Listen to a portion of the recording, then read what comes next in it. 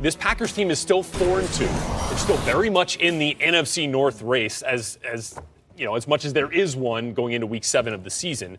So, who is now though the team to beat in the NFC? What do you think, Heath?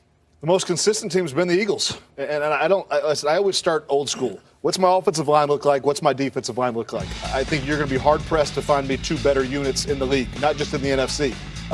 I know what Seattle's defensive line looks like. I also know what their offensive line looks like. And so that's what leads me to put the Eagles in my number one spot in the NFC right now. They have a quarterback that his mobility breaks, defensive line like Seattle has to offer, but he breaks those type teams back. And then Fletcher Cox. Where do I even go? Bradham last. Listen, on Thursday night, Bradham on defense, where'd he come from? He was hitting everything that moves. These two safeties that do not get enough credit. McLeod got hurt earlier in the year. There were some things that kind of went wrong, but between Malcolm and McLeod, the things that they can do defensively because of the mental monsters and the physical monsters they are, this defense is special. Athletic linebackers, and then, we get LeGarrette Blount. You got some wide receivers that are making plays, and Aguilar, is coming out of nowhere doing things that, this team is very scary in a lot of ways when you try to measure how can a team beat you when it matters in December and January football. QB's not bad either.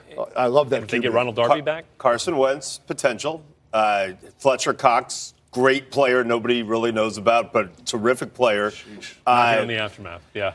Russell Wilson, Earl Thomas, Richard Sherman, Pete Carroll, champions. That team knows exactly how to turn it up and turn it on. They have not wowed anybody yet. They added Sheldon Richardson, who we saw against the Rams. To play well starting to make a pretty big impact.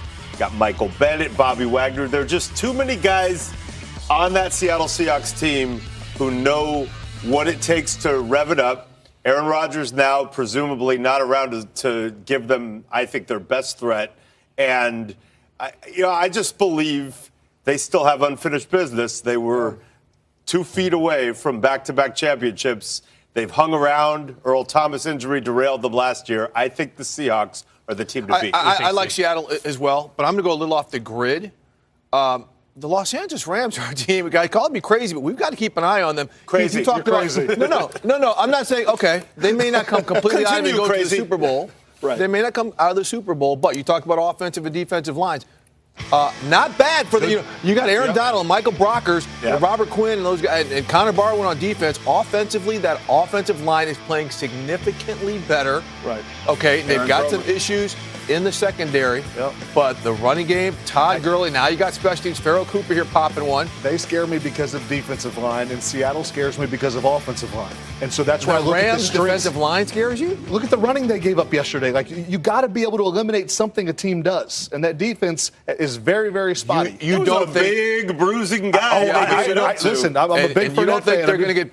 I think the Rams are the team that could get better. Their schedule is favorable for them to get better. I agree with both those statements. Now, when they get into the nitty-gritty, and now we get to the playoffs, you still have to say to yourself, if you look at the way the Rams are built, who's really can... Seattle. Okay, Seattle gets them.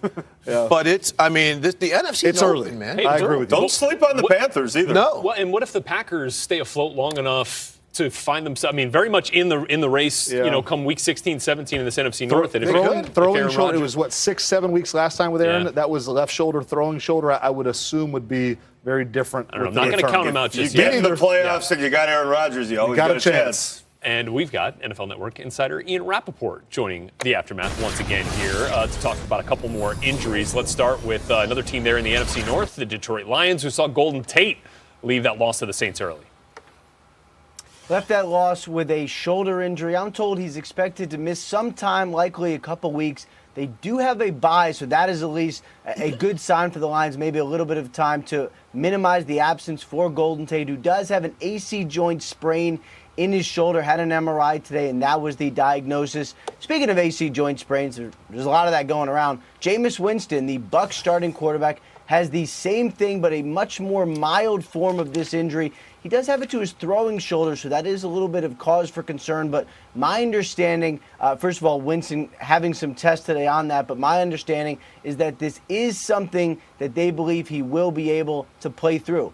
Speaking of AC joint sprains, again, Trevor Siemian has the same injury except not on his throwing shoulder, on his non-throwing shoulder. Had that injury yesterday after diving. Actually, you're seeing it right here, diving, trying to prevent a touchdown. This is another one, according to Vance Joseph. They believe he is going to be okay. Had a positive result on the MRI.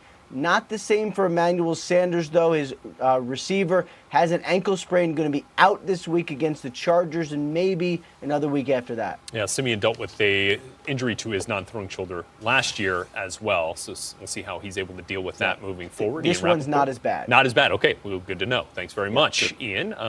Appreciate your insight there. And when we come back here on The Aftermath, the Raiders have lost